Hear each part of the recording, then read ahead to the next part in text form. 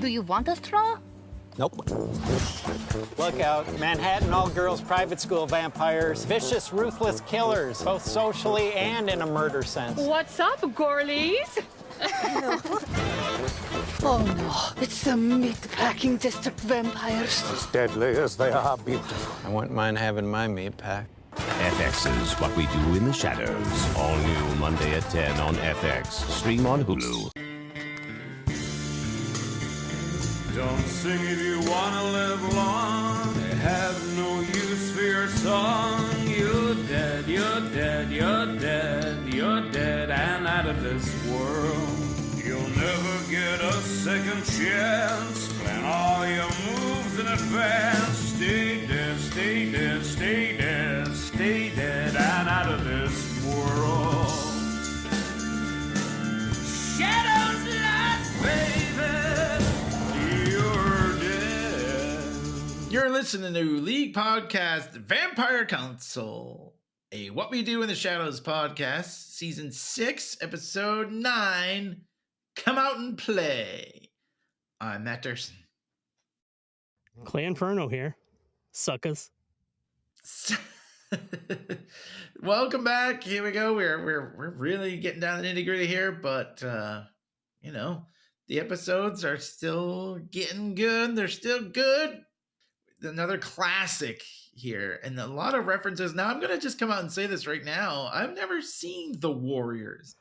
Oh, interesting. But I know our friend Randy was a huge fan back in the day, and I assume. Yeah. I guess I'm gonna assume you are too, but I don't know that. I am, but not through Randy. Interestingly enough, more when I went to college, art school. My friends, Vass and Andre, were like, dude, you gotta see this movie. And it was like a Blockbuster rental. I was like, yeah, this fucking rules. It's also very like into there's a couple of like punk rock references in here that aren't Warriors related. They're like very direct punk rock things, and that's what we were into in college. I'm still into punk rock, but still into punk rock. Yeah, I'm still into punk rock, but the Warriors are like, you know, people make posters for a band and they'll reference the Warriors and stuff in it, like the gang with the baseball bat, which is itself a take on Clockwork Orange, you know, right? But yeah, it's all very, and also like New York City in the late 70s with the graffiti and, you know, like sex booths in the subway and all the stuff that they do in here is just like an aesthetic that like very much was the culture at the time was very influenced by punk rock. Yeah, well, I remember when I worked in a video store, there was a certain just a certain type of person that would come in and rent that movie, but it did get rented like quite a bit for like an old, you know, I mean, a lot of people would come in and just rent the new arrivals, you know, like whatever came out that week. But there were certain people that would browse, and a lot of times that movie would get rented, like on like a Saturday night usually. You know what I mean? Like it's not like a typical Wednesday rental. You know, like people. Walter Hill, 1979. Let's call him. Oh, very well. Anyway, so yeah, this episode, this is like the penultimate, I guess. Right? I mean, there's 11, so we're getting there. But I don't know if that's a technical. No, I made that up. Correct thing. No, penultimate, though. I knew what you meant. Right. I mean, the penultimate to the penultimate. I don't know, but yeah, I'm making it up. But anyway, so we start off, and I love Nandor is like getting all dolled up because they're going out. It's a big event. The Baron is getting an award, a Eternal Lifetime Achievement Award, they call it. That's right. And of course, since Nandor can't look in a mirror to see how he looks, he wants Guillermo to help him, but Guillermo's not there, so he's kind of like shit, you know. He's taking Polaroids of himself, which also like I was thinking that, and obviously I think you saw the other day I like posted the Baron's Polaroid that they took behind the scenes kind of thing, but I was wondering if there was like the mirror thing didn't work. Like vampires can't be photographed, but even in the beginning of the show, though, there's all the like New Year's Eve 1926. There's plenty of photos of them, so I guess photos are you can capture them in photos. I guess in this universe, it's photos are, are fine. I don't know, but not in real life. There's a lot of photos of them, so not in real life. Not in real life, I guess, but in this life, in real life, the real life vampires you can't capture on film. I don't know. Anyways, so they're going out, the Baron, and they're all talking about what a great guy the Baron is. Nadja says he's also a reliable lay. I think she said. Yep. She's praising him and saying he's a reliable lay, and then the Baron kind of has his own little talk to camera thing where he says that he's very honored, and then he's like, but the sire has to babysit because our other sitter's gone off to Northwestern. Yeah, because they have all those weird little like creature things, little and one of them like sort of spits up, and he's like, oh, it's cute. They're like a little domesticated, like older gay couple. It's fantastic. It's so great. And we get our first reference. There's a couple of times in this episode where Colin Robinson uses the word vam or vampire or vamp in like a silly way. He says the family or something like that. And they're like, that's stupid. Like, yeah. And Nandor is like, Guillermo comes down the stairs with his little shower caddy, which has made many appearances this season, his shower caddy, for some reason. And he's like, Guillermo's like, where are we going? And they're like, well, we're going to the Baron's thing, but you aren't going anywhere because you're not part of the family anymore. And he's like kind of hurt and like Colin's like, we're the family. Yeah. And they're like, oh, stop. But Colin is, Gizmo is he seems a little disappointed, but he's also like, well, that's fine because he's going out with is it his cousin? I kind of forget now, but it's his cousin Miguel, because he's talking to the camera crew in the car, and he says like, my mom really wants me to be close with my cousin, but he was like kind of a bully to me growing up, and I don't really want to be friends with them, but they're going to that thing, so we're hanging out tonight, and they end up going to the batting cages together. But he's kind of like, my cousin's kind of a jerk, and he's been in the whole season where he was a vampire. Like, he showed up a few times. Frankie Quinones. And he's one of those typical sort of, I don't want to say it, but it is kind of stereotypical sort of like Latino kind of. He's like a vato. He's like, hey, and they go to the batting cage, which is also kind of just like a funny, not something you really picture Guillermo wanting to do, Yeah, it's fine. And like he gets hit by the ball once. He's like, hey, come on, hey. But he's like, it's like, we used to do this all the time as a kid. It's like, Guillermo's like, no, we didn't. And then he gets hit by the ball, which reminded me of the time that I was playing baseball with the Boy Scouts or the Cub Scouts, and I really was not feeling it. I was like, I do not want to be here. Remember, I think I told you the story. And I like walked, I was like, I was like, fuck this. And I'm like walking off of the field down by the Woodsdale.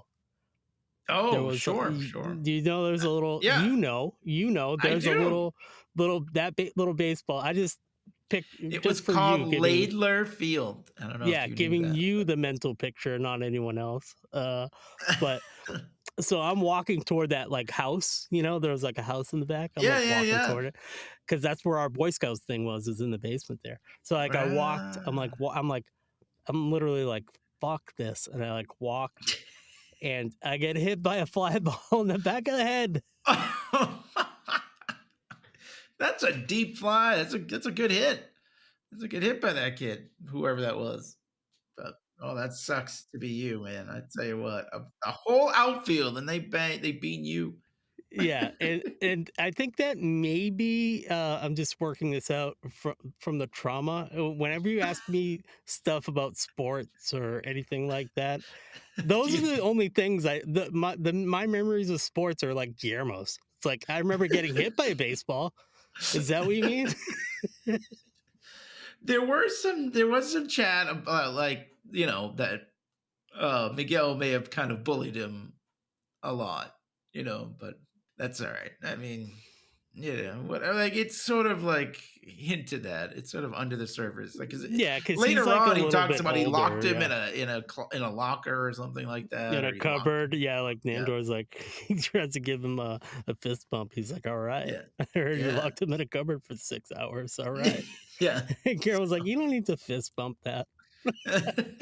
So yeah, it's kind of it seems like he's doing this for his mom, but it's not really, like he's not feeling it. So, but it is pretty funny too that like they would go to a batting cage. That's the other, like it's like why, like it doesn't seem like something Guillermo would be into at all. Yeah, it's like they made plans and then Miguel got to make the plans. Like we're gonna do what I want to do. Yeah. Anyways, yeah, like it's good that Guillermo has his own little side thing here, but it does all come together in the end, but we'll get there. So meanwhile, yeah, all the vampire gangs are hanging out at this big party, and it's kind of like, it reminds me a bit of the movie when they go to that sort of ball. Oh yeah, yeah, like they go to the vampire ball, yeah. Sure. And they all get all dressed up and everything, and I like how they're kind of introducing the different gangs, like the different vampire gangs. I tried to write down each gang as they were introduced. So there was like, I think the bats, like, oh, the fly guys, and then the Lower East Side vampire punks, and then there was like I was saying about punk rock earlier, he's like, oh, I haven't seen those guys since they spit on me in 1983, which I was into it. That's what we were doing back then. And I like sort of the Manhattan all girls school vampires who like they're just looking at their phones and they can't be bothered with something you can relate to, right? Like right, schoolgirls is vicious killers, both socially and in a murder sense. Like Colin is kind of like narrating along. Yeah, I know. So I love all the different vampire gangs. And meanwhile, so we also have this sort of side storyline here because they show up and they see the guide, and Nandor's still trying to get with her a little bit, and it's not really... He be trying to mac on her, as we would say. I know he's like, just like it's funny. I mean, it also makes me kind of cringe because it reminds me when I was like a child or something, or like 7th grade or 8th grade or something. You know what I mean? You kind of like a girl and you're kind of like, oh yes, everything that girl says is right. You're like, oh yeah. You try to kiss up a little bit. It's terrible. So anyways, Jerry is there. We haven't seen Jerry that much, only little bits here or there, but he introduces the Baron. The Baron. Yeah. Yes. And from the sidelines, the vampires are like, I can't believe this total zero gets to introduce the Baron, Yeah. And Laszlo's like, yeah, he hasn't even sucked him off or gone nuts deep. Right.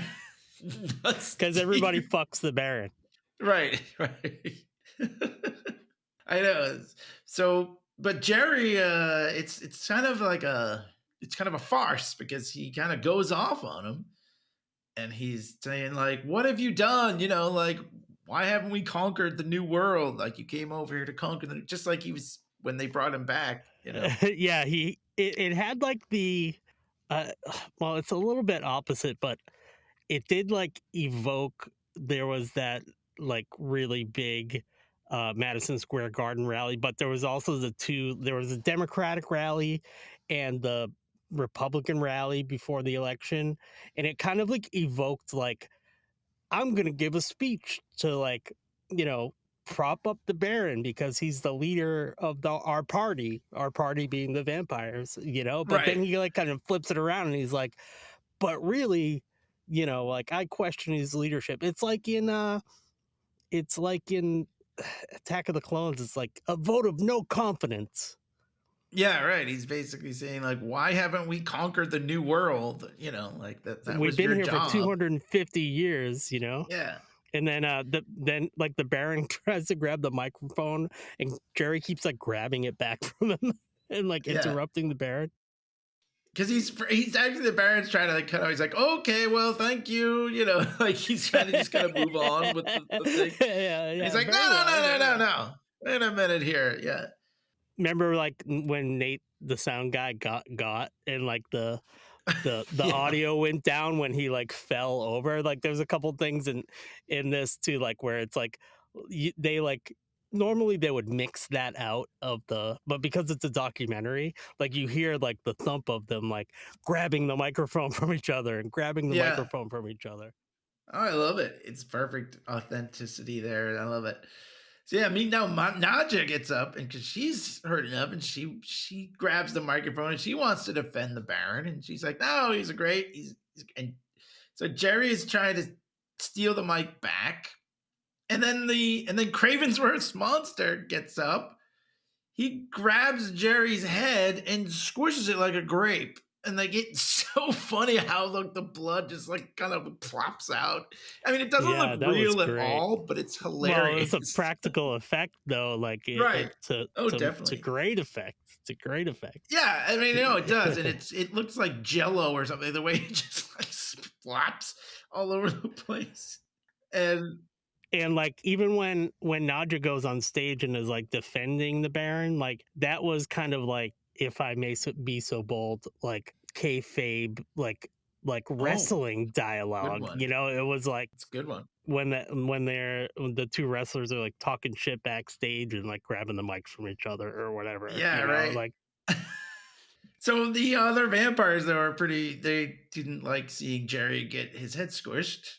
And they're like, what the hell? And somebody goes, that Frankenstein's monster just crushed Jerry's head.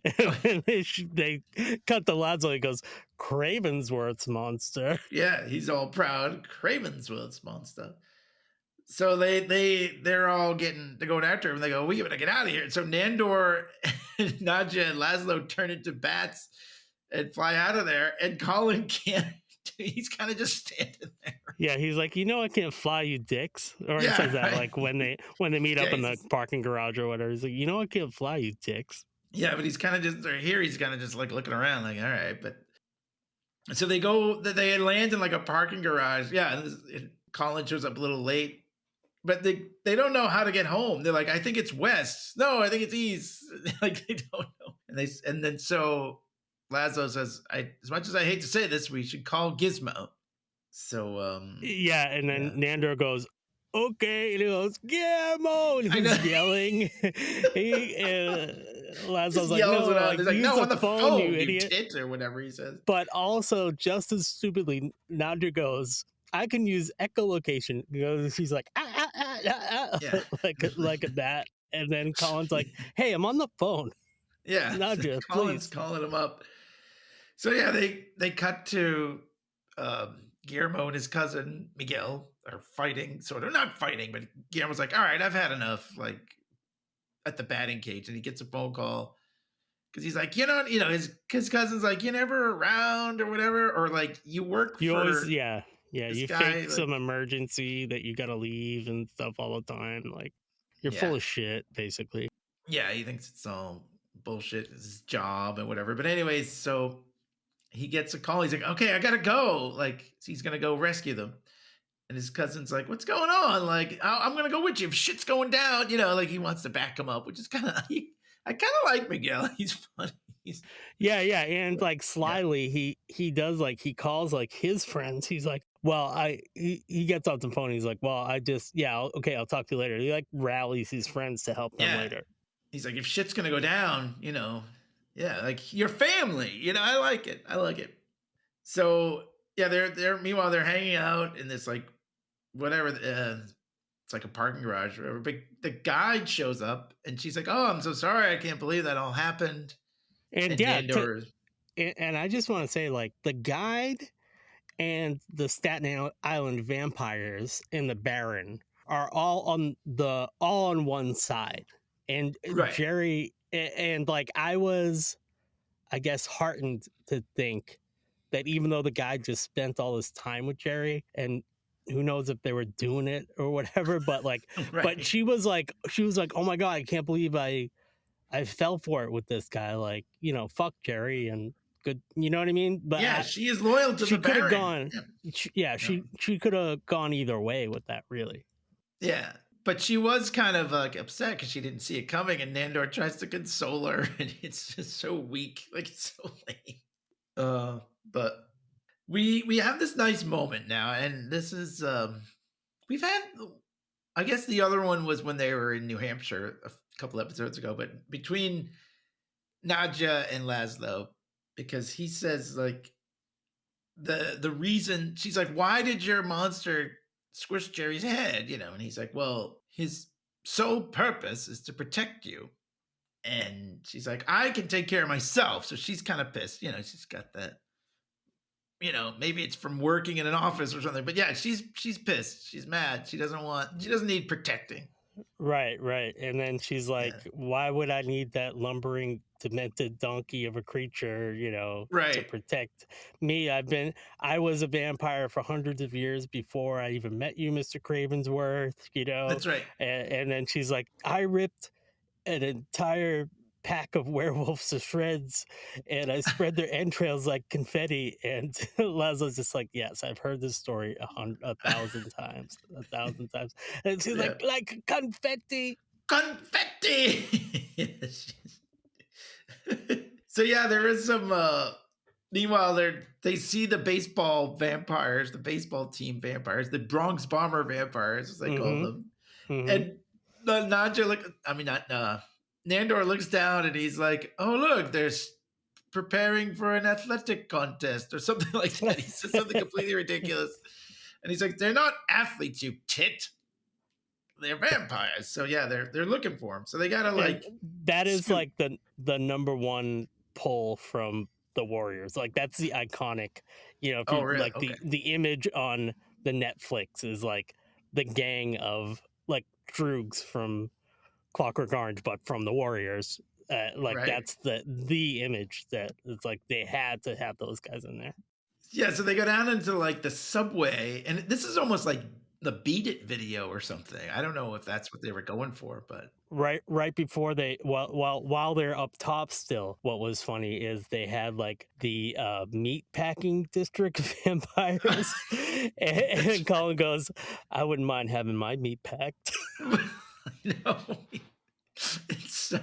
it's such a great character because you can just put all the cringeworthy things and it just give him all those lines because it's perfect for him, because that's like his thing, is to leech off people by saying horrible, like dumb things.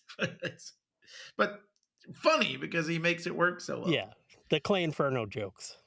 Oh, is that what? Okay, yeah.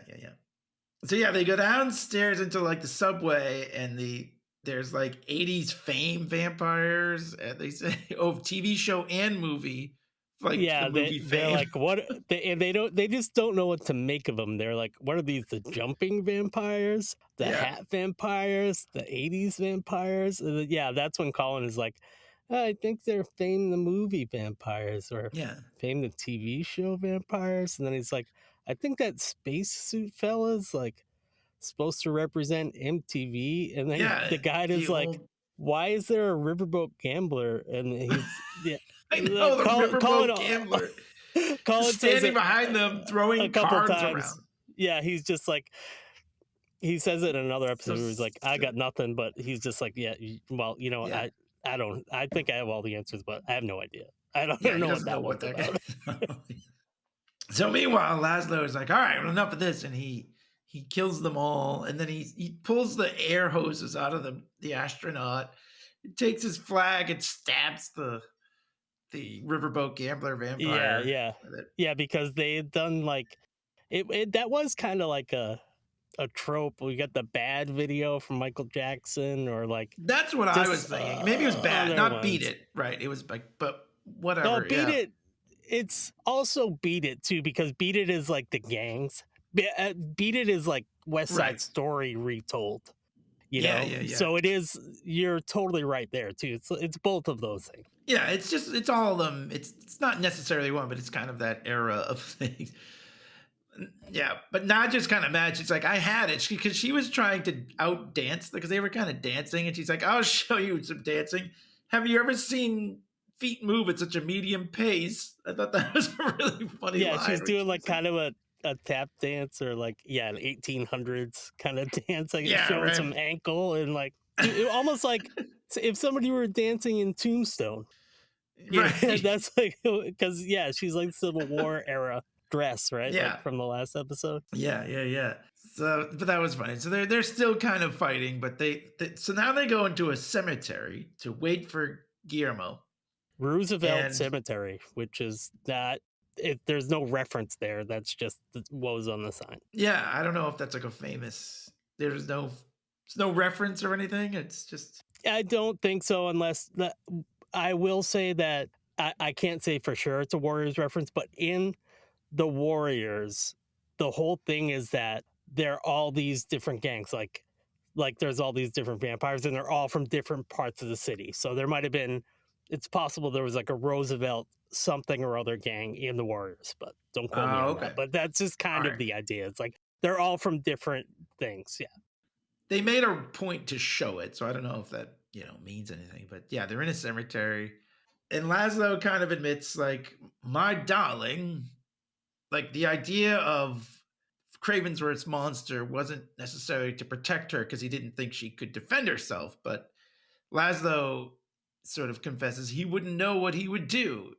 Like if something happened to her, he couldn't live without her. And it's a nice little moment, and not just like, it's nice and sweet. And then also like kind of doesn't make that much sense. you know what I mean? It's like kind of circular logic, like him talking his way out of why he built Cravensworth monster in the first place, which is probably the real reason, was what she said before. But he's just kind of sweet talking his way out of it. That's the way I looked at it anyways. I don't know. I don't know. Yeah, but I mean, in this show, like in the context of the show, I think it worked. You know what I mean? Like his logic is always skewed. You know what I mean? Yeah. So whatever. Yeah, like it works. She's like, oh, and then she says, yes, of course. She feels, like she couldn't live without him either, and his.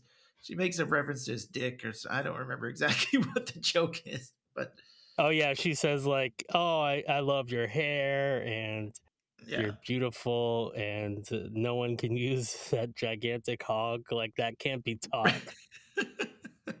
Yeah, so whatever. Even if he was just trying to talk himself out of it, it worked. So meanwhile, the guide and Nandor are sort of sitting off to the side, and he's like, "Oh, He's like, really makes you think. Yeah, really makes you think." She's like, about what? Yeah, she's clueless. And he's like, well, and he finally says, like, you've been right under my nose or in front of my nose all along. Like he says he's been looking for love all this time. And she's like, yeah, I really love her reaction. The guy, like, she's like looks down on the ground too because he thinks he's being literal. So she's like, what? There's something in front of our noses, And then she's like, oh, I love her reaction when he's like, it's been right here, like, and she's like, oh, like it's like, and she's like, no, I've seen your quest for love, I've seen your wife, and she's like, you're not into getting it, you just want the chase, and all that. Yeah, it's like, I've seen you with your dead wife, with Gail, with Guillermo's boyfriend, and then Nandor goes, he's like kind of like, Freddie. Remember Freddie? Yeah. Oh yeah, of course. Yeah, she's sort of going on, and then he says like, oh, could you say it again? I kind of lost. I was lost in your eyes, or something like that. He's trying to kind of work get back in there after she basically shot him down. He's like, oh, could you say it again? I was lost in your eyes. She's like, you can never have me. And then she's kind of, after he's like just being an idiot, she's like, have a little self-respect. I know. I thought that was the best line. Have a little self-respect. That's like totally Louise from Bob's Belcher. Like that's totally something she would say. Because she does the voice, of course. Louise. Oh, but anyway, okay. I'm not that familiar with Bob's Burgers. Oh, yeah. Did I say Bob Belcher? I mean, his name is Bob Belcher, but yeah. Well, Bob's her Louise Belcher, then, right? Yeah, she's Louise Belcher. Yeah. Okay. I knew what you were saying. The youngest, the one with the pink hat. You know. Yeah, the one that Ben Robbins dresses up as for some reason. Okay. Oh, I mean, it's a funny show. It's a great show. Just like if you're just late at night and you're just trying to fall asleep and you just throw it on. But it's always good for a few laughs. One of those things I just, like we were talking about before, I just never got around to it. I know people like it. This is great. Eugene's on it. Isn't Glazer on it too? Not Glazer, but who's the guy coach from? No, never mind. Whatever. It's got a lot of people. H. John Benjamin. That's who I was saying. Yeah, H. John Benjamin. Yeah. He's Archer and he's Bob. And it's got a lot of great people on there. Eugene Merman, like you said. So, but yeah, that's a total lie that I feel like that she would say on that show. Like, have a little self-respect. And it's kind of like off camera too, because they start filming these sort of undead vampires or whatever they call them. Like they're sort of cemetery dwelling vampires. Yes. So this is also a reference to zombie movie that's also very related to punk rock culture, which is Return of the Living Dead. Oh, very good. They have punk rock.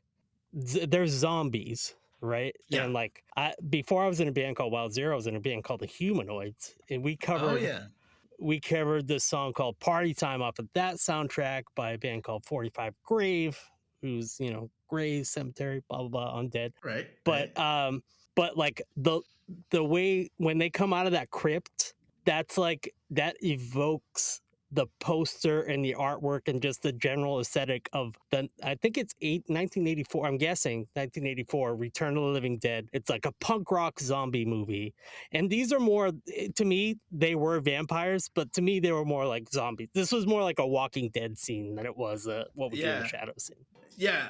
Well, it is. Let's see, 1985 actually. So good call. According to Wikipedia, which could be wrong, but yeah, well, 84, 85, around there. Yeah, you were pretty close. You were very close. Yeah, and there is like a great moment here too. One of the zombie vampires whacks the camera, and it actually does the color bars for a second, which I thought was pretty funny. It does the color bars, and also now we know, or we could assume. But the name of the show that we're watching is What We Do in the Shadows. And it says WWDITS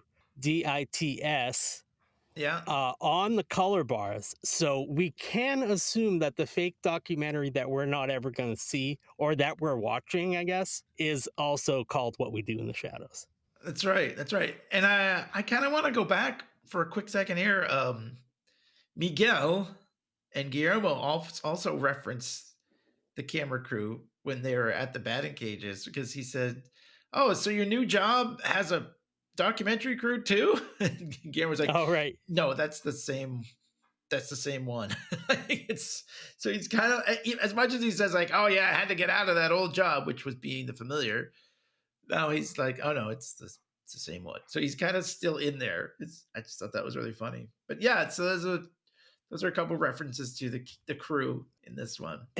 Another thing, while we're in the car with those guys, with Miguel and Guillermo, he says, he's like, I think Guillermo says, like, my friends, like they're not like other people or something like that. Oh, right. And Miguel's like, come on, man. He's like, I have gay friends. It's not a big deal. Yeah. Like, I've hung out with gay people before, or whatever. He says, yeah. I thought that was funny and sweet, because he was like, he's his cousin. He loves him. He doesn't care that he's gay or whatever. You know what I mean? It was just funny. Right. He doesn't care. He does eventually tell him that they're vampires, and he's like, "What?" He's crazy. He's like, "What are you talking about?" So and then he's like they're vampires. He's like, and you've met one of them before. You tried to kill them, and he's like, no, Memo, because he calls him Memo, which is like, the like the shortened, kind of like Hispanic, like shortened Guillermo, like cute name you would call someone. Come on, Memo, I would remember that. And he's like, well. Guillermo's all kind of like sassy, like, well, you wouldn't remember it because she hypnotized you. How about that? It's just kind of like funny. Yeah, I like that one. So I like it though. Miguel is still, but he's loyal. He doesn't even care. Like he's still gonna do it. Go with him. He doesn't believe them that they're vampires. Right. He doesn't believe them, but he's still gonna back Guillermo up. And I like that. Yeah. So meanwhile, Laszlo's kind of getting swarmed. It's almost like he's kind of trying to be like, he's like, all right, my darling, I'll take care of this. They end up just kind of killing all the zombie vampires. They do end up killing them, but also they're like kind of like Cobra Commander, like retreat, and Nandor's like, shit. Nandor shit. For being a general is kind of like, he's not so good at fighting other vampires. Right. But at one point, Nadja, she's smashing one of them against like one of those crypts, sort of just like, and she's just like, ah! And they're like, all right, we should go. I think he's dead, my darling. You know? And she's like, he said when I say he's dead. And like, because she just had this weird thing with Laszlo, she's like really gonna pummel that guy, even though he is obviously dead. Right, but to prove that she doesn't need protecting or anything like that, like she's smashing the guy's head, and then she's covered in blood, and she says, "Now we can go." So that was like a nice moment. And then they actually went to commercial break there, which I thought was a perfect time. We don't talk about that much because not everybody watches on TV or whatever, but that was a good break.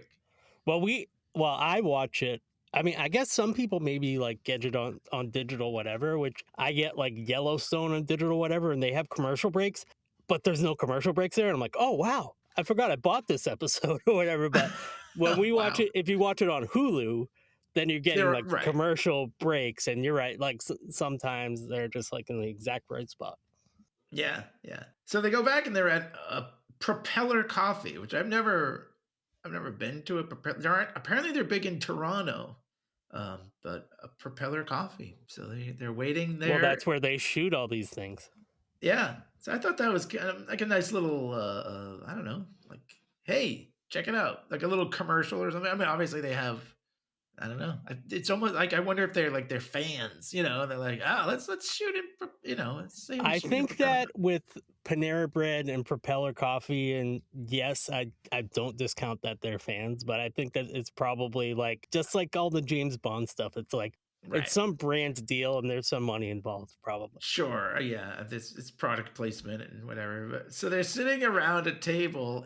Obviously, the only one who consumes food or any kind other than blood is Colin Robinson, and he's got one of those drinks with a huge thing of whipped cream on top, and he's just like licking the dome lid. Yeah. And he's licking it out of like the little hole in the top of the dome like a little child. Like he looks ridiculous. And it's either the guide or Nadja that's like, you don't want a coffee straw? He's like, do you want a straw? Nope. My favorite line in this when he's talking, because they're like, maybe we should get something so we don't look suspicious. And he's like, no, we don't have to get anything. Like, we can sit here as long as we want. He's like, and as far as the restroom goes, that's Thunderdome. Yeah. And while I was watching this with Mrs. Inferno, who's not Mrs. Inferno, when they went to the dome where the vampire ball thing was, first thing she said, and she's a huge Mad Max fan. We saw Fury Road together. Oh yeah, we saw Fury Road together. But she's always loved Mad Max. And like as soon as like that scene opened, she was like, Thunderdome. That's amazing. Not even knowing that there would be a Thunderdome reference. Yeah, not later. And then I was kind of like, yeah, it's like, and this one and the other episodes of the season when it's like, oh, this is obviously the Warriors themed episode, but they also jam a lot of other references into it too, Oh yeah. Oh, definitely. That's a good one. The Thunderdome reference. So anyway, Guillermo and Miguel show up, and they're, again, he has to kind of convince him that they are vampires, and Nandor like picks him up by his head because he's like, you stole your mom's carpet. That's a great, dress or whatever. Nandor picks him up by his head. That was kind of funny. And that's when he Guillermo's like, don't hurt him. He's my cousin Miguel or whatever. So he puts him down, and then he goes, oh, the mighty Miguel. And he's kind of like giving him shit, but also like, we've heard so much about you. And that's when he says the thing. He's like, I heard you once locked Guillermo in a cupboard for 6 hours. And he's like, gives him the knuckles. He's like, we don't need to do that. Yeah, you don't need to fist bump that. I know, it's like they can all agree on making fun of Guillermo or whatever. Yeah. Yeah, and it's like, and then Miguel's like, so you all really are vampires? And Laszlo's like, you got that right, Kojak. Kojak, yeah, that was a funny one. Meanwhile, there's one of the baristas calls out that she had a drink for Nandor, and he's like, "Oh, that can't be me. I didn't order anything." And he says she has a roundhouse kick for Nandor. Yeah, the name of the but drink. I love it. First, he's like, "Was it like?" He's like, maybe he said Nantor or something like that. It was like a weird or something. But yeah, so she's like, oh no, I got a roundhouse kick for Nandor. And she kicks him in the head. And all of the baristas like, oh, Laszlo's like, there are barista vampires. Like, no, we're artists and writer vampires. We just happen to be working as baristas. And one of them is a graphic designer. And she says her name is Cass. Just a side note. For our fans, I know that you're not as much of a fan, but Rachel and I are fans of the Fast and Furious franchise. And this girl, Cass, played Brie Larson's stunt double in the latest Fast and Furious movie. So Brie Larson? Which also had Brie Larson. Yeah. Oh, okay. I was in heaven. Brie Larson, Fast and Furious. You couldn't get enough. Rock. Yeah. Yeah. Awesome. It was great. So anyways, all the baristas start sort of coming after them. One of them says, I got a shot for Nandor, and he punches him in the face. And then he goes, fucking guy. And he goes, oh, I'm sorry, it was a double shot. And he does it again. Yeah. So then Gizmo and Guillermo, Gizmo is Guillermo. Gizmo and Miguel like sort of step in because he says, oh, I forgot to tell you, you have Van Helsing blood. Or he doesn't forget to tell him, but he needs to tell him. He tells him about the Van Helsing blood. He's like, it's a long story. I'll fill you in later, but yeah. And so then the two Van Helsings proceed to, and the vampires don't lift a finger, by the way. No, they just sit there. Yeah, they let Guillermo and Miguel completely eviscerate all these barista vampires, and it's really funny. Like they hit him with the like the steamed milk thing. Yeah, and Colin goes, Vampachino. Yeah, that was... the Nadja's like, I will fucking kill you. Yeah, I'll kill you. But the great thing was, like, before he even knew he had Van Helsing, like, Miguel was ready to throw down because you don't mess with Guillermo's friends. That's right. Like that. Yeah. So family. I love it. Yeah. Family. Familia. Right. That's the other thing. Because the two Latino guys are there, like, Colin goes, Familia. Yeah. These things come in threes, it's the rule of threes. But yeah, so like they're killing. He kills one of them. Guillermo kills one of them with like the pencil that's in like the little what do you call it? The little box, like where you fill out like comment cards or whatever. The comment card, yeah. Stabs him with that, and like Miguel, because they just came from batting cage, he's got his bat, and he keeps Laszlo says bat, and then he turns into a bat, flies right back down.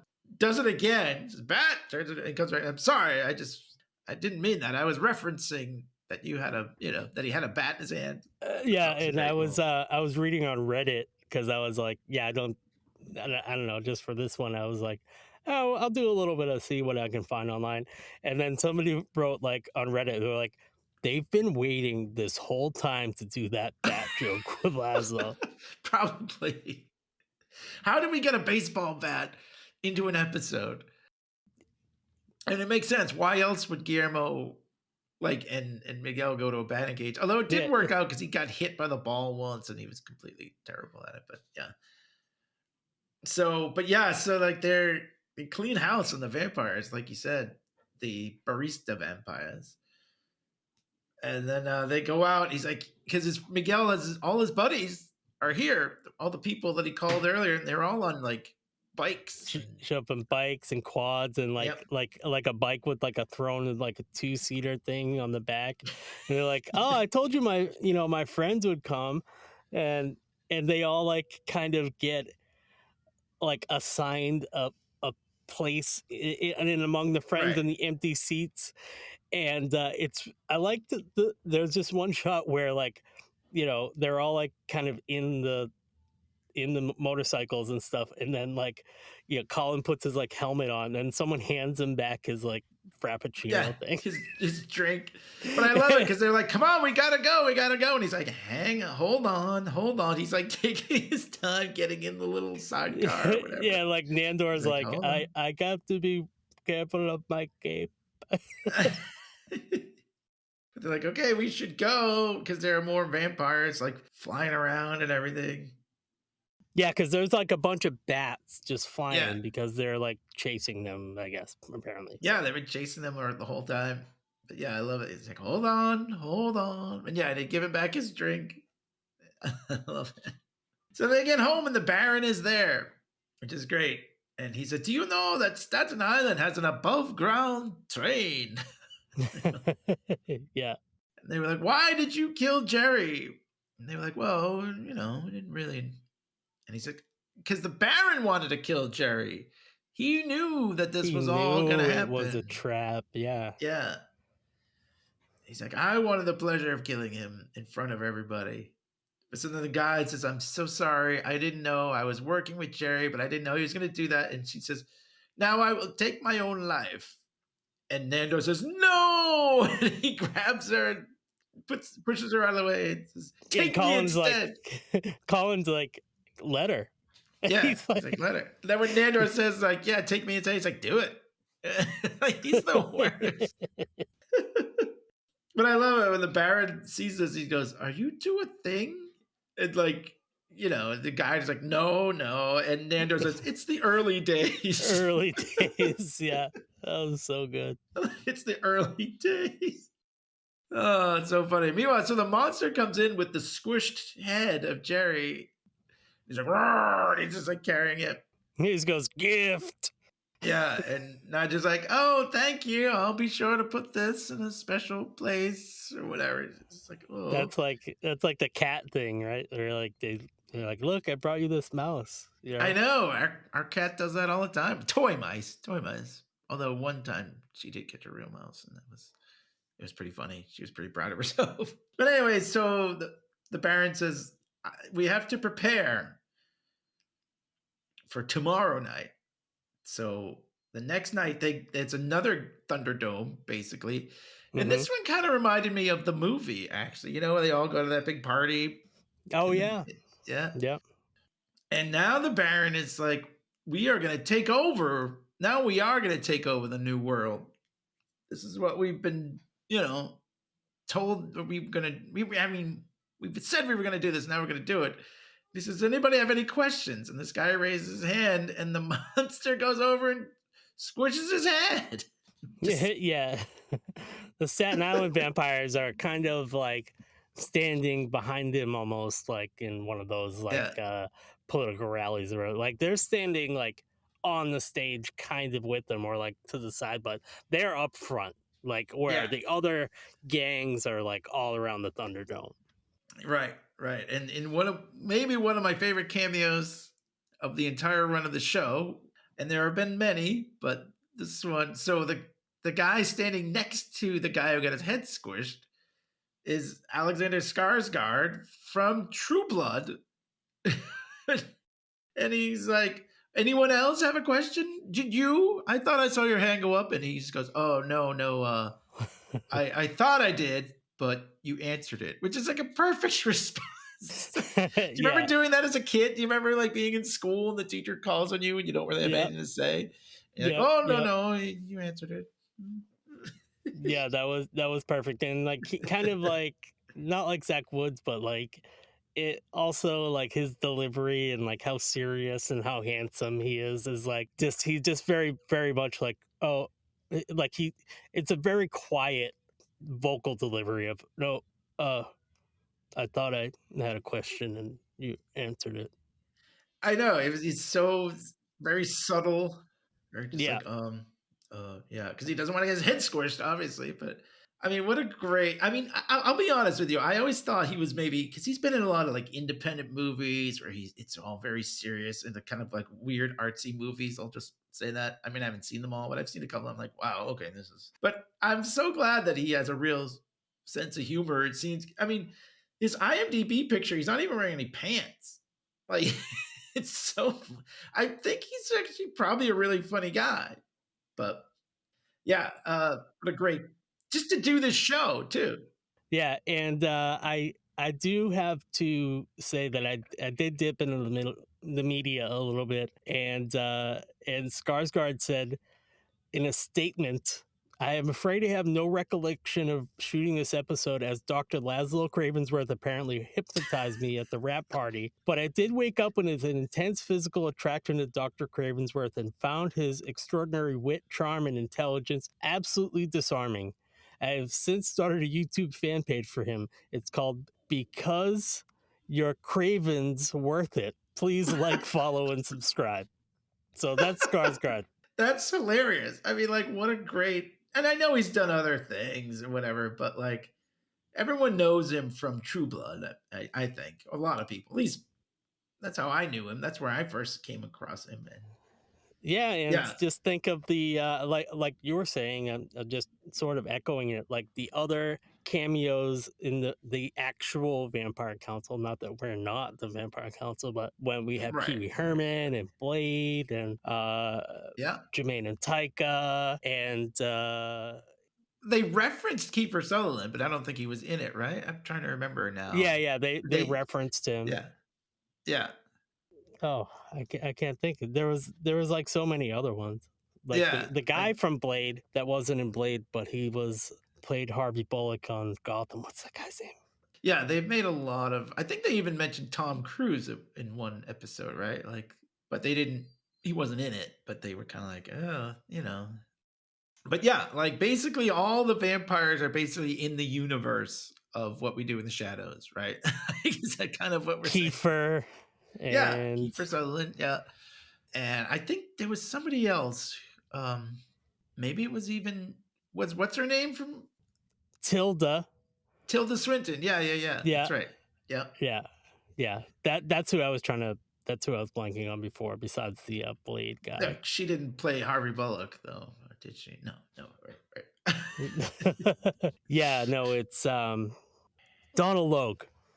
Remember, he was in an episode, remember? But he's in the reason he was in that episode was because he's in Blade.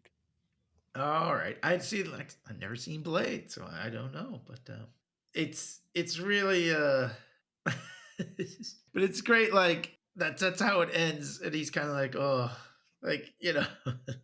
So we'll have to see though. Is this gonna lead to like the final 2 episodes? Are they gonna try to take over the new world, or are we going to be blessed with huge Spotify ratings for the Vampire Council when people are searching for it and they reassemble that season's Vampire Council, but with all new cameos? That would be great. Sure. The exception of Paul Rubens, R.I.P. I know. Paul Rubens. If we get a rub, that'd be wonderful. That'd be great. But yeah, like, I don't know. There's only 2 left, right? Only 2 left of the whole damn thing. Yeah. Jeez. So what's gonna we're finally caught up. We're recording this like the week that the episode came out, which is not always the case. We will be wrapping up the season. 'Tis the season, sort of in a timely manner. Yeah. I mean, you know, it's funny, like shows, like when they have like 11 episodes, they're usually like 11 episodes in a row. You remember you would watch a show when you were like a kid or whatever, and they would have repeats throughout the season or whatever. And yeah, now this is gonna end in a couple weeks. What, to like pad it out, or like they would show them? Yeah. Or if they I thought don't like remember broadcast TV at all. It seems like a vague, like something I know happened, but they would just Like, I watched a lot on TV when I and they would just show her. Maybe if they thought like there was something going on one of the other stations that they wouldn't be able to get a good rating of, they would just like throw a rerun on or whatever for whatever reason. Yeah, they would counter program it. Yeah, and like save the new ones for like sweeps. Oh, did you remember sweeps? Right. Yeah, okay. sweeps yeah. week. Yeah, so like, but now this is it. Like if they say 11 episodes, it's usually 11 episodes in a row, and that's it. Like 11 weeks, or even less, because they show like 2 or 3, at a whack. Yeah, we're really, it's gonna be done soon. But that final episode is set to air on December 16th, which is only, as we record this, like 11 days from now. Holy Jesus. 11. 11. Yeah. Isn't that Make-A-Wish? Or does it Make-A-Wish? Of course, it'll be 12/11, you realize, right? It'll be, because we're December. Yeah, but I was saying episode 11 episode in 11 days. In 11. Oh, I see what you're saying. I'm sorry about that. No. I wasn't clear. I was just saying the number 11 repeatedly for no reason. But in my mind, that's what I was thinking. 11 days, the 11th episode, the final. Yeah. What We Do in the Shadows, which is just called the finale. And next episode is called the promotion. So the vampires go to an office party to celebrate Guillermo's promotion, which earlier in the episode when Guillermo is in his shower caddy, Nadja says something to the effect of, "You have decided that your future is with the humans and not the vampires." Yes, that's right. They did. We never. We kind of glossed over that. They did say that Guillermo was just not invited out with them because he sort of spurned his vampire thing. So he's with the humans. Familia. There's some great lines actually that I also kind of forgot to mention. One of my favorites, and when Jerry is introducing him, and he says he doesn't, he's never sucked him off when Jerry is introducing the Baron, and he says, "Let alone gone nuts deep." That was that was Laszlo's line. That's perfect. And then there was another one, when they all fly away and Colin Robinson has to sort of just run after them. When he meets up with them, he says, "I can't fly, you dicks." Yeah. I was a little worried. I thought they were going to just beat up Colin Robinson there or something like in that. But I guess they're just like, whatever. He's not really a threat or anything. Yeah. He's just like walking among them. Yeah. Those are great lines. Yeah. I've never seen the Warriors. Was Nowhere to Run? Is that because that was the ending credits song? Is that in the movie? Do you remember? Yeah, they used a lot of they used a lot of music from there, and there's like there's a DJ that is the kind of the narrator for the movie in a way. It isn't describing what's going on, but they keep cutting to a lady DJ putting records on in the radio in the radio station, putting like the needle on the record and like playing music. It's like part of the storytelling of the movie. They used a lot of the songs that they used in the Warriors in this episode. Very well indeed. I'll have to watch that, I guess.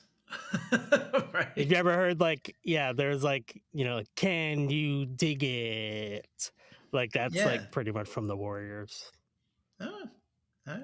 I mean, I guess it's probably one of those things I should have watched back in high school or college or whatever. I bet a lot of my film nerd And when friends. Jerry says like, "Can you count, suckers?" Like that's like that's the big. That's like there is also like the scene that it's mimicking. Like that's like a direct quote, and there's like a guy that's like saying like this in front of all of the gangs all together.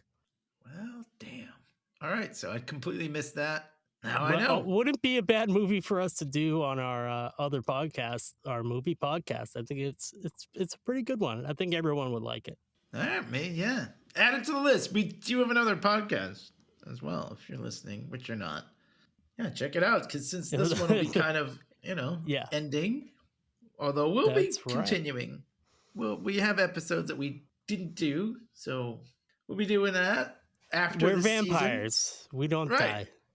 That's right. We're immortal. But our podcast will live on.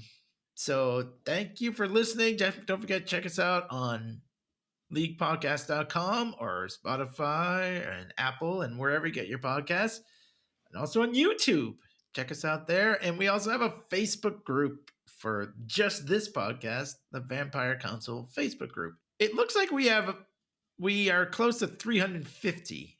I think we have 341 members. Maybe we could bump that up by the end of the season. Nice. Yeah. Come on, people. Join.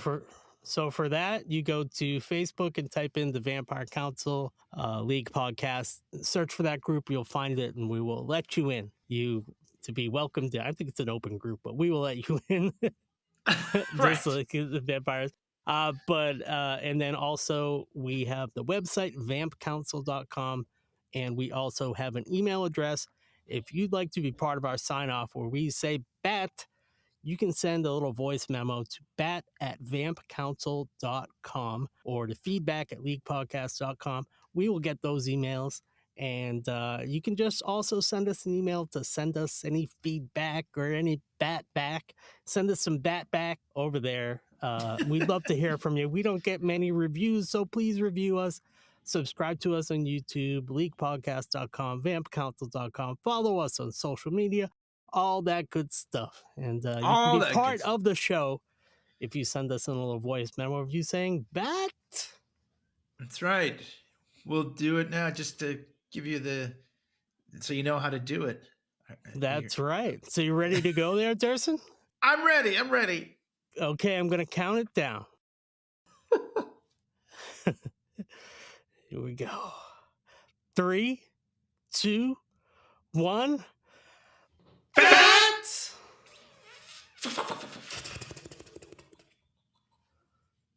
I don't think I have to fix that one in post. Oh, that's awesome. We're getting it down. Yep, 40-something episodes in. And after 15 years of podcasting together. That's right. Well, the thing is, like, we've been podcasting for so long, we're trying not to speak over one another, so it's a little counterintuitive. Yeah, it is. It is a little counterintuitive. Well, but excellent. Very well. All right. I have to say, too, I was listening to...